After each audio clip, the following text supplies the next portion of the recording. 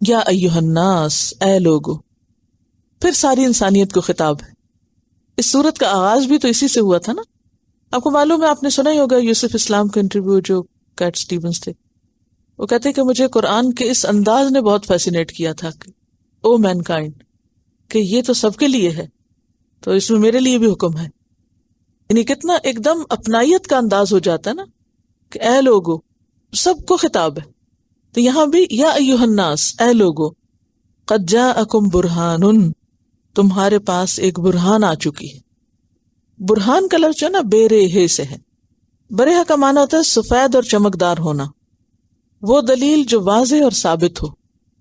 برہان جس سے نزاع ختم ہو جائے، جھگڑا ختم ہو جائے، شبہات زائل ہو جائیں. تو اے لوگو، تمہارے پاس برہان آ چکی ہے، یعنی کنکلوسیو جس کو آپ کہتے ہیں نا، کنکلوسیو پروف، کہ جس کے بعد کوئی دوسری بات نہیں. من ربکم، تمہارے رب کی طرف سے آ چکی ہے. وَأَنزَلْنَا إِلَيْكُمْ نُورًا، اور نازل کیا ہم نے تمہاری طرف ایک نور. نور کس کی ضد ہے؟ اندھیرے کی، ظلمت کی. تو قرآن نے کیا کیا آ کے؟ اندھیروں کو دور کر دیا. جاء الحق وزہق الباطل. اور یہی قرآن کی ایک تاثیر ہے کہ جب وہ دل میں آتا ہے تو دل کے اندھیرے دور کرتا ہے. ہماری زندگی میں آتا ہے تو زندگی کے راستے واضح کرتا چلا جاتا ہے کہ کون سا کام کیسے کرنا ہے. یہ بالکل ایسے جیسے سورج نکلتا ہے تو کیا ہوتا ہے، ایک ایک چیز نظر آنے لگتی ہے، اور نہ صرف یہ کہ نظر آنے لگتی ہے بلکہ اس کا رنگ بھی نظر آنے لگتا ہے. آپ اس کا رنگ دیکھ سکتے ہیں، اس کو پہچان سکتے ہیں، اس کو گن سکتے ہیں. تو وہ کیا ہے، ہر چیز واضح ہو جاتی ہے اور آپ پہچان جاتے ہیں، ہاں یہ درخت ہے، یہ پھول ہے، یہ پتا ہے، یہ کیا ہے، یہ کیا ہے. اسی طرح قرآن کیا ہے، نور. جب آپ قرآن پڑھتے ہیں تو نہ صرف یہ کہ باہر کی چیزیں انسان، لوگوں کے مزاج سمجھ آنے لگتے ہیں، سب سے زیادہ تو میں سمجھتی ہوں اپنا آپ سمجھ آنے لگتا ہے، یا نہیں؟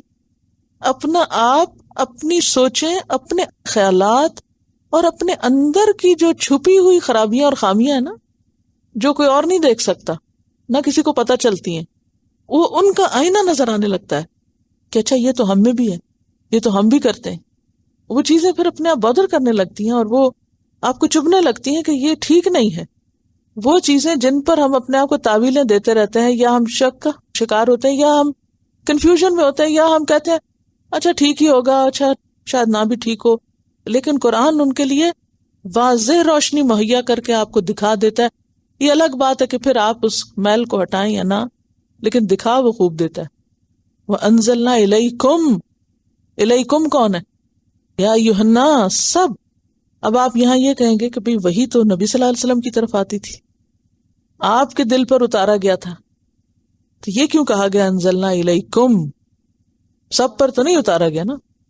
جی، آپ کے ذریعے ساری انسانیت کے لیے بھیجا گیا ہے، یہ مطلب ہے. اچھا، یہ قرآن کریم اور اس کے چند مباحث. پیج 22 وحی کے بارے میں کہ کس طرح قرآن نازل ہوا. انٹرنیٹ پر علوم القرآن کے نام سے یہ کتاب پڑھائی بھی موجود ہے، اور اس سے آپ سن بھی سکتے ہیں جب کبھی آپ کو موقع ملے.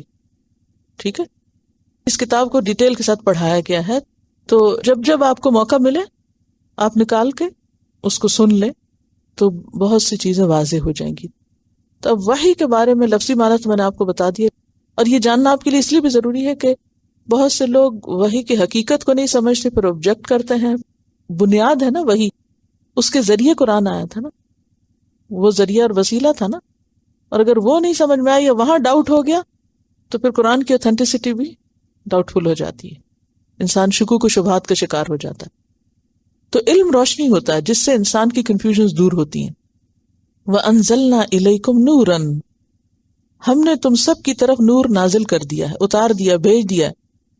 اب دیکھیے کہ برہان کا بھی کیا معنی، سفید اور چمکدار ہونا، اور نور بھی کیا ہے، روشنی.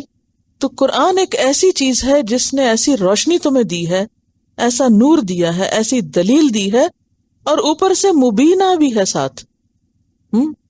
یہ بھی لازم اور متعدی ہے. ابانا یبین ابانتن، مبین، یہ بھی کیا ہے، لازم بھی ہے اور متعدی بھی ہے. اچھا، لازم کا مطلب کیا ہے کہ فی نفس سے ہی روشن ہے، صاف سمجھ آنے والا ہے، کھلی کتاب جسے کہتے ہیں. اور مبین اگر متعدی ہو تو اس سے کیا پتہ چلتا ہے کہ دوسری چیزوں کو بھی روشن کر رہا ہے. کچھ چیزیں ایسی ہوتی ہیں نا جو صرف خود روشن ہوتی ہیں اور کچھ دوسروں کو بھی کرتی ہیں. یہ بتائیے کہ سورج کیا ہے؟ خود بھی روشن ہے اور دوسروں کو بھی کر رہا ہے. تو وہ جو کر رہا ہے وہ متعدی کا کام کر رہا ہے نا. تو قرآن نہ صرف یہ کہ خود روشنی ہے، نور ہے، بلکہ وہ تمہارے دلوں کو بھی کیا کر دے گا؟ روشن کر دے گا. تمہاری زندگی کے راستوں کو بھی روشن کر دے گا، تمہاری قبر کو بھی روشن کر دے گا، قیامت کے دن کے اندھیروں کو بھی روشن کر دے گا.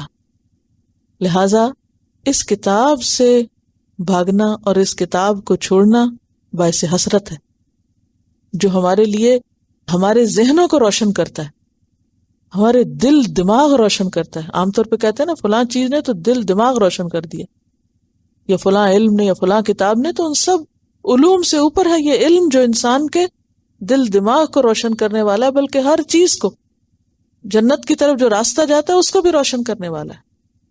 تو اس کے بغیر تو گزارا ہی نہیں. وَأَنزَلْنَا إِلَيْكُمْ نُورًا مُبِينًا، اور ایسا نور جو خود بھی روشن ہے اور تمہیں بھی روشن کرنے والا ہے، وہ ہم نے تم کو عطا کیا ہے. اور سورۃ الاعراف 157 میں بھی آتا ہے وَاتَّبَعُوا النُّورَ الَّذِي أُنزِلَ مَعَهُ، اور پیروی کی اس نور کی جو اس کے ساتھ اتارا گیا. سورۃ الشورى آیت 52 میں آتا ہے وَكَذَلِكَ أَوْحَيْنَا إِلَيْكَ رُوحًا مِّنْ أَمْرِنَا مَا كُنْتَ تَدْرِي مَا الْكِتَابُ وَلَا الْإِيمَانُ وَلَكِنْ جَعَلْنَاهُ نُورًا. وَلَكِنْ جَعَلْنَاهُ نُورًا کیا مطلب؟ لیکن ہم نے بنایا اس کو نور. تو قرآن کیا ہے؟ نور، لائٹ، روشنی.